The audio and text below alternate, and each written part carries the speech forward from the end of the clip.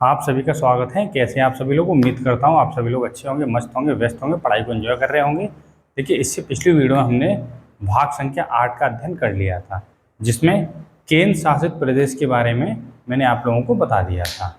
ठीक है, और आज उसी से आगे हम भाग संख्या 9 का अध्ययन कर लेते हैं, जिसका नाम है पंचायती राज यानी कि पंचायत। अब देखिए, जब मैंने आपको डीपीएसपी पढ़ाया था यानी कि राज्य के नीति निर्देशक तत्व, उसमें भी जो आर्टिकल संख्या 40 है 40, उसमें भी आपको पंचायती राज यानी कि पढ़ने के लिए मिला था, यानी कि पंचायत इसमें दिया गया आर्टिकल संख्या 40 में।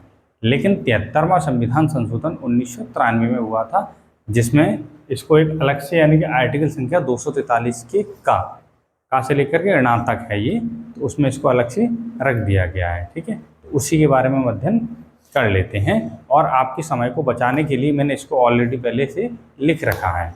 चलिए शुरू कर लेते हैं।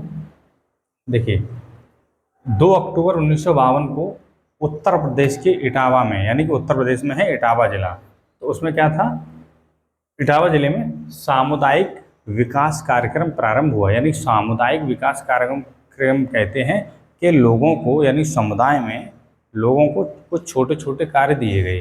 ठीक है ना, तो उसे हम कहते हैं सामुदायिक कार्यक्रम। क्या हुआ, प्रारंभ हुआ, कहाँ पे हुआ, उत्तर प्रदेश के इटावा जिले में हुआ। कब हुआ था? 2 अक्टूबर 1952 में। ठीक है, अब देखिए अगला पॉइंट है, 1953 में राष्ट्रीय विस्तार सेवा प्रारंभ किया गया। यानी कि इसके बाद 1953 में यानी इस कार्यक्रम को एक बड़े लेवल पे किया गया, यानी कि राष्ट्रीय विस्तार सेवा का क्या किया गया, आयोजन किया गया। ठीक है, यहाँ प्रारंभ किया गया। देखिए, अब ये दोनों जो कार्यक्रम थे, इन दोनों कार्यक्रमों की जांच करने के लिए बलवंत राय मेहता समिति का गठन किया गया। ठीक है, बलवंत राय जो मेहता समिति थी, इसका गठन जो किया गया था, तो वो देखिए इन दोनों कार्यक्रमों की जांच के लिए 16 जनवरी 1957 को बलवंत राय मेहता समिति का क्या किया गया, गठन किया गया। लेकिन जो बलवंत राय मेहता समिति ने अपनी जो रिपोर्ट पेश की थी, वो की थी 24 नवंबर 1957 को। ये चीज़ आपको ध्यान में रखना है। अब देखिएगा, इसी के सिफारिश पे, यानी कि जो बलवंत राय मेहता समिति ने अपनी जो रिपोर्ट दी थी, इसी के सिफारिश पे 2 अक्टूबर 1959 को है राजस्थान में का जिला है नागौर, इसमें सबसे पहले पंचायती राज प्रारंभ हुआ था। लेकिन ये संविधान में इसका वर्णन नहीं था। ठीक है, तो आपको ध्यान रखना है कि पंचायती राज सबसे पहले कहाँ पे जो है प्रारंभ हुआ था, तो राजस्थान के नागौर जिले में। अगर प्रश्न आता संवैधानिक तौर से यानी संविधान में संशोधन हुआ उस समय किस जिले में सबसे पहले प्रारंभ हुआ था, तो वो आप लोग लगाएंगे आंध्र प्रदेश में। ठीक है, चलिए आगे बढ़ लेते हैं। तो 2 अक्टूबर 1959 को राजस्थान के नागौर जिले में पंचायती राज प्रारंभ हुआ। अब देखिएगा, जो हुआ, जो पंचायती राज है ना, ये कितने स्तरीय था, त्रिस्तरीय है, यानी त्रिस्तरीय पंचायती राज बनाया गया था। अब त्रिस्तरीय कौन कौन से, देखिए, एक तो गांव लेवल पे यानी ग्राम स्तर पे, उसके ऊपर ब्लॉक स्तर पे, फिर जिला लेवल पे। तो जो गांव लेवल पे था ना, वो था आपका ग्राम पंचायत, अभी भी है ग्राम पंचायत गांव में।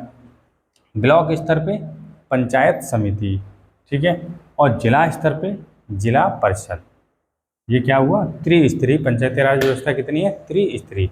लेकिन कुछ अपवाद भी हैं, जैसे मान लीजिए पश्चिम बंगाल हो गया, ठीक है, वेस्ट बंगाल, वहाँ पे जो पंचायती राज है वो 4 स्तरीय है। जो कुछ पूर्वोत्तर राज्य हैं, नागालैंड हो गया, मिजोरम हो गया, ठीक है ना, तो यहाँ पर क्या है, यहाँ पे केवल 1 स्तरीय पंचायती राज है। साथ ही साथ जिन राज्यों में 20 लाख से कम जनसंख्या होती है, वहाँ पंचायत समिति नहीं होती है।